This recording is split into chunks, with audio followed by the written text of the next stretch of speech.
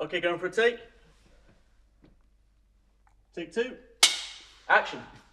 So we're back for part two, and I feel like we should start this off by asking you, what is it that you do, so that the audience can have an idea? Yeah, I mean, I think I struggled originally when you asked me this to like make it concise, but I'm an access coordinator, so I go on film and TV sets as an advocate for disabled, deaf, and neurodivergent people. So I'm going to start saying DDN to make that a bit quicker.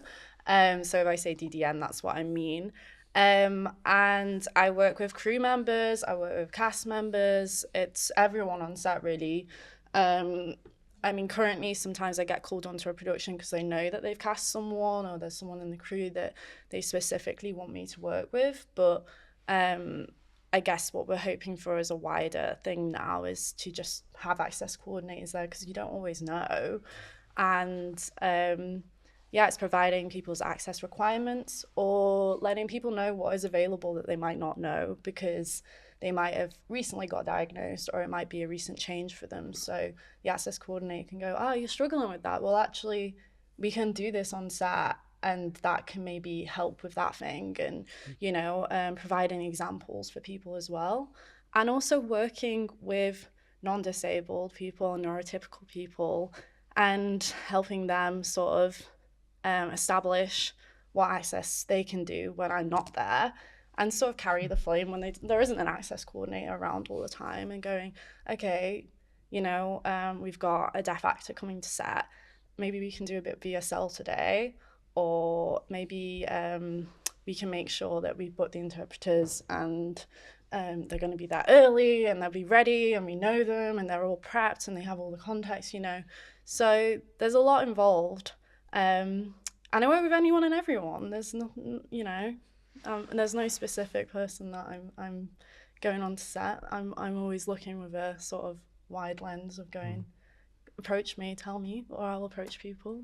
And how did that come about? Like, did you always want to do that, or was it something you just discovered? It's interesting. So I've been working in TV and film for 6 years now. I was in production management before this, and I noticed, I don't want to like accuse any set or whatever, this isn't a specific show that I've worked on, it's just a generalized thing that maybe the industry wasn't doing the best work when I was working with neurodivergent people, disabled people, deaf people, and I was struggling with that because I'm neurodivergent myself, and I was like, I really want our people represented, I want my community represented, but because there's these barriers, people weren't necessarily coming to the industry because they were worried about access and like, well, what happens if I'm excluded, or what happens if people don't understand it, or I'm not properly catered for.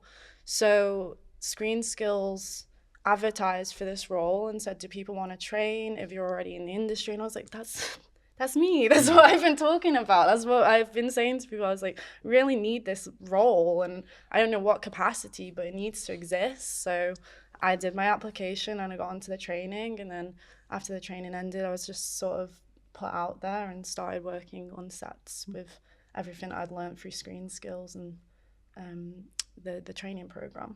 And what is neurodivergency for anyone who doesn't know?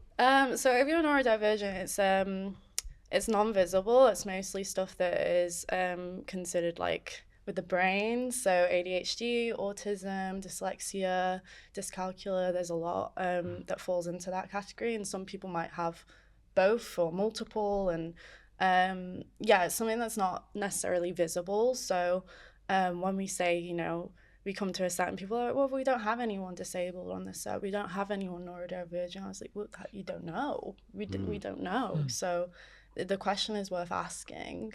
And I think sometimes, you know, HR might ask that, and they might ask that when you start. You could be a bit nervous to divulge that information. When it's an access coordinator, one thing with Screen Skills was very clear that you're someone that's DDN yourself. So there's that shared experience, even though I might not have the exact, my experience might not be exactly the same as the people I'm working with. They know that I've experienced an industry that sometimes can be a bit closed off to people in that community. So maybe it makes people a bit more comfortable sharing when they approach me. And so, like, run us through, I mean, you can use me as an example if you want, or just anyone briefly. Like, say you get a memo or notice that someone's been cast and they have this certain, I don't know, requirement or something that they might need. What's the sort of process that you then go through? Do you reach out to them first, or do you talk to the producers and the production department to then sort of work out, you know, I guess budget and all that kind of stuff, like how much like BSL consultants and what does that kind of structure look like? Yeah, that's right. Like, budget is a thing that needs to be discussed. I always hope when I'm going on to a project that if they are casting someone that's DDN, that they have, you know, factored that into the budget, but that's not always the case. So it is making it realistically going, yeah, you're going to have this person, these are the costs that will be involved with that. This thing might be a little more expensive, this thing, you know, and best practice. So I would say this is best practice, this is what I would do, and this is what I would recommend, and take that information and look at the budget, because interpreters, they can be expensive, for example, but we have access to work. So there is obviously, in case you don't know what access to work, that's like government funding that someone might have that goes through the individual. So we can look into access to work, or we can look into going to the commissioner and seeing if there's a pot of money. There's ways around that. And then I would personally like to talk with the individual that I've been notified about. Sometimes they'll have their own access rider or access passport. So that's a document that highlights everything that they would expect if they were going to set, and breaking it down. But not everyone does. So we would check that. I would ask if they have that. If they don't, we create one. We sit there and go through it and go, okay, you know, sound, you know, do you like to have a quiet space? You know, if you're feeling overstimulated, is that an option? Can we get you a quiet room? Or food, you know, is there anything particularly that you struggle with? Like, some people with autism struggle with food textures. So we look into things like that, and we really break it down on our access passport to look into every area that could potentially have an adjustment that could be made for them. So it also depends on the individual. Some people don't want to talk to me, and that's fine. Nah, I'm good. That's interesting. I never would have clocked the amount of specificity and like subtlety again within even like food textures and stuff like that.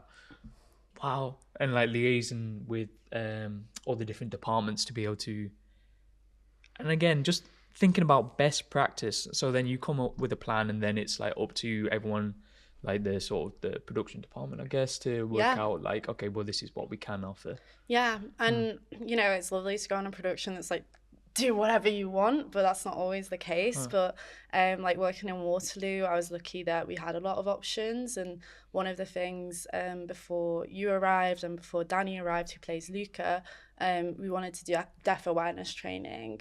I felt that was really important because obviously I'm a consultant, but it's not my lived experience, and I don't want you and Danny to have to come to set and tell everyone, this is what you do around a deaf person. Please don't do this. It's kind of a waste of your time. Not that, you know, you want to get into the acting, and you don't want to have to sit there and go, oh, please don't do that. Or if you come to me, and people get nervous.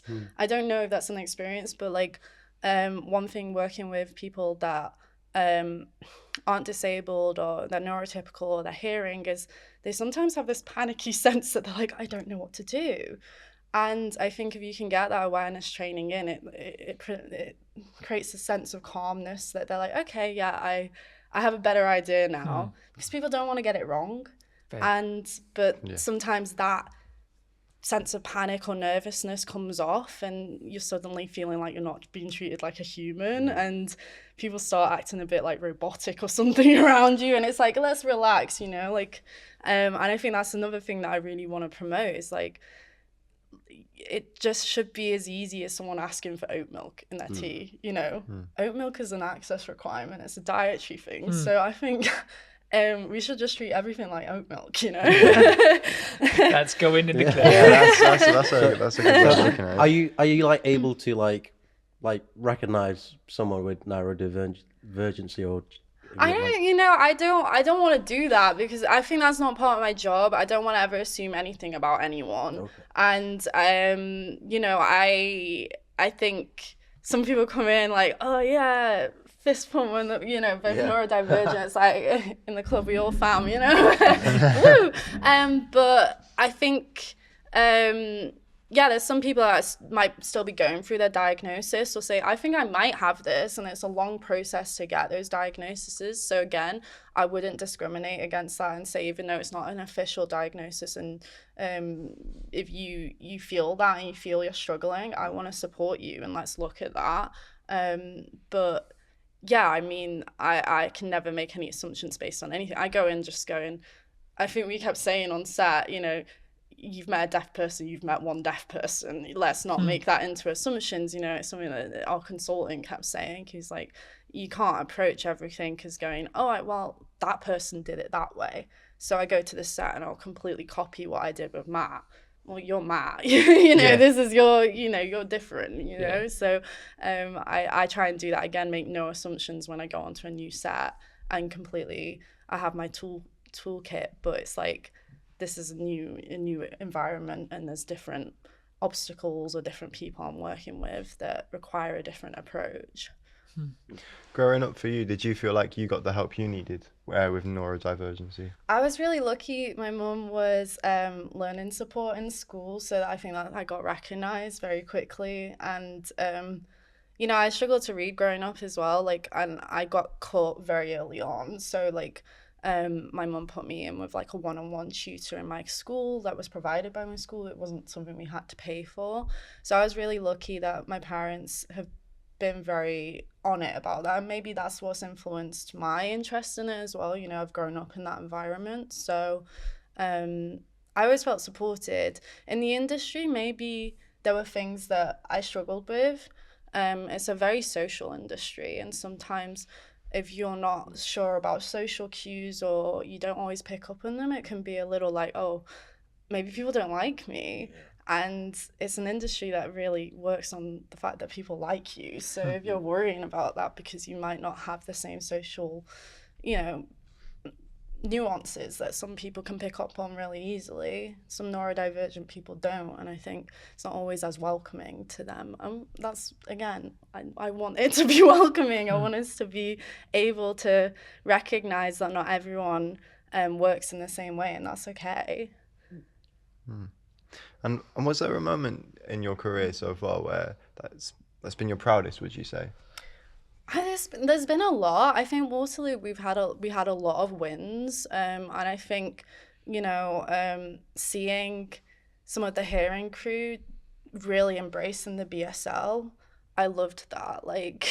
I give the credit to the costume department. They all really got into it, and on Danny's first day on set, when he went to the costume department, they were fully communicating in BSL and saying their names, and they knew how to say certain items of the costume in BSL, and I was just really impressed by that. We did basic BSL, but they took that and really ran with it, and I was just like, wow, people are interested, they do want to learn, and that was really promising. Yeah, oftentimes when I'm on set, you'll see the essays in the background. They'll just be practicing. Yeah. Or they'll be signing with, whoever's on there. Yeah. It's just really supportive environment. And it's the first time that I'd ever come on set and there was an access coordinator. Yeah. I didn't even know that was a thing before. I was like, this is sick. This should be an industry-wide thing. But like you say, it really is, I don't know how you worded it exactly, but it's you met a deaf person, you met one deaf person, Yeah. you're not met. There's a grading in terms of mild, moderate, profoundly deaf, and where that sits on the scale and which ear it is. There's so many nuances.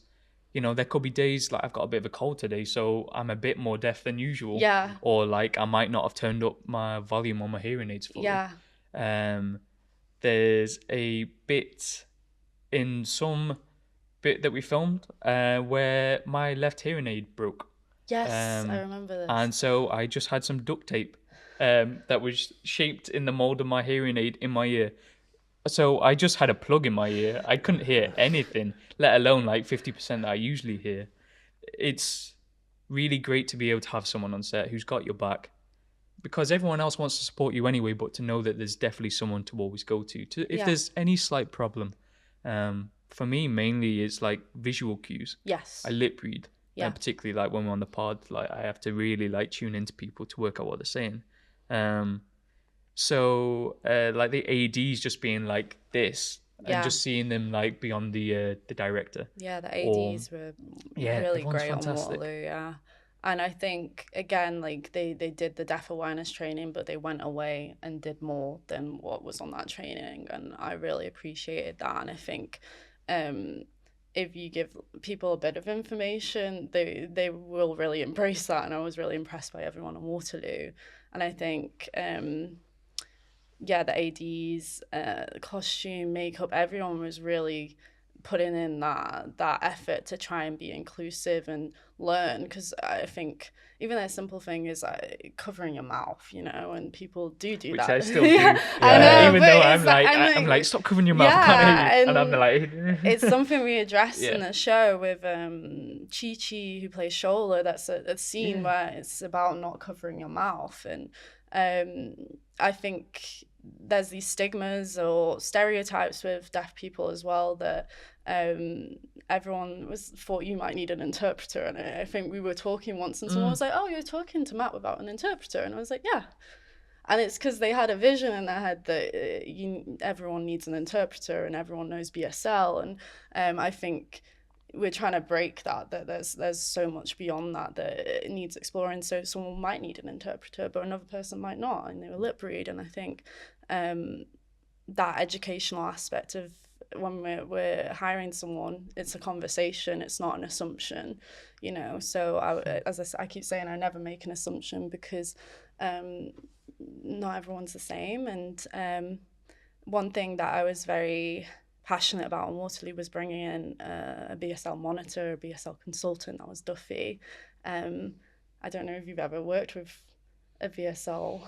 Was that your first time? Nope, first time. I mean, I knew some kind of basic signs before I came in. And in fact, even before that, I'd started like properly trying to learn. I had maybe like four months-ish to just sort of really just like take in that's a sign learn, take in as much sign as I could. But meeting the BSL consultants and monitors was, the more time you spend around people who speak in that language or any particular language, obviously the more you're just going to like osmosis, just take it in. Yeah. And you learn about their culture and the community. Yeah. And obviously, Duffy's fantastic. Yeah. So like a BSL monitor, a BSL consultant is someone that comes on and helps sort of interpret the script with the actors and the hearing actors as well, teaching them BSL. Because again, you don't want to be on set as a BSL user teaching other people BSL, because you want to be in the zone. So when you bring a consultant in, they sort of cover all that, and then they monitor it as well when the scene is happening, that if a hearing actor is using BSL, they're just making sure that the signs are correct and we've not completely gone off on some sort of different meaning to the script, and not everything's directly translatable, so it's in the script, but actually when we sat and tried to put it into BSL, some of it didn't work, and we had to do these rehearsals to sit and go, oh well, maybe that sign just doesn't really convey what actually is the context of what we're discussing here. So there was a lot of collaboration in that, I think. Or like there'd be regional signs that I'd learned, like there's like, I don't know, I think purple, there's like 15 different signs for purple. So I'd be able to translate it, and then I'd come in and they'd be like, actually no, for Manchester this is the sign to use. So just like, again, it comes down to nuance, making it more authentic. I also felt like there was a knock-on effect in terms of like, for myself, not knowing anything about BSL. I mean, I think in primary school we had half an hour on it, and that was it, the whole of primary school, which summarizes it. The alphabet. Literally, of how to say your name. Like, And the knock-on effect for me was on nights out with everyone, I'd be learning BSL and picking it up to the point where I remember someone who was deaf came up to me and was asking stuff, and I instinctively sort of knew what to do. Yeah. And I wouldn't have known that otherwise. Yeah. So now knowing that, I can take that in my own personal life and be like, okay, well, I feel more comfortable on knowing like what to do rather than like this. It's a horrible feeling when someone's trying to make you feel comfortable, but they're making you feel comfortable because they know you're neurodiverse. Yeah. And there's that awkwardness of them not want to make a mistake because they don't want to offend you. Yeah. And I think that's important that isn't the case, because it just makes everyone uncomfortable. Yeah, and you don't want pity. I think that's also really important. You know, I don't know why it happens. Some people sometimes lean into this like overcompensating thing, and that can be uncomfortable as well. And I think we want it to be normal, and that's literally all I'm aiming for, is just being like, just treat everyone normally. You know, don't suddenly start over or looking at them like, oh, that's the thing that people do. And you know, we're How trying patronizing. you know, it makes your and- blood boil. yeah, and you don't want that either, even though you know it's coming from a place of goodness. It's still not quite helpful. So it's also eliminating that, and, you know, those sorts of awkward social interactions where you're like, I know this person means well, but I'm still feeling a bit uncomfortable in this, you know? And I think access coordinators, I think it's trying to erase this image that we're just there for DDM people. This is for everyone, you know, that I have blank spots in my knowledge that you're only gonna understand more from exposure to being around those sorts of people and learning and discussing and not feeling like if you get it wrong, you're gonna be cancelled or attacked. And I think that was really important on sets that I work on. Like, I'm not here to cancel people. I promise. You know, I'm here to like make sure that we are getting it right, but it's still gentle. We're not feeling very on edge that, oh, Lara's on set today. If we say something wrong, she's gonna shout at us. You know, I don't want people to feel that way around me. Yeah. With you. And again, just because we have to wrap up, what advice would you give to someone who, again, wants to get into access coordination or even just into like production as you started out? I think, you know, obviously I'm always going to hype on about screen skills, look on screen skills, look in the charities, the film and TV charity, and definitely see what training and opportunities there are. There are plenty, and we're really lucky in the British film industry and TV industry that we have that support and those resources. And I think, you know, if you have that empathy and patience and interest and curiosity, then it is a role that you will really thrive in. And, you know, I would always tell anyone to explore it anyway. You know, look into this, do your research. Even if you don't want to be an access coordinator, look into access, because you know, we're a team, we're a community, and I think we need to support everyone in this community. And representation does matter. It always will matter, you know. It's very true. Yeah. And I think that's a gorgeous place to Wrap up. wrap up. Yeah. Thank you so much for coming on, dude. It's been an absolute pleasure. Thank you. Absolute pleasure. Thank you. I think it's time to go for some coffee. All right. I think that is A wrap. a wrap. That is something.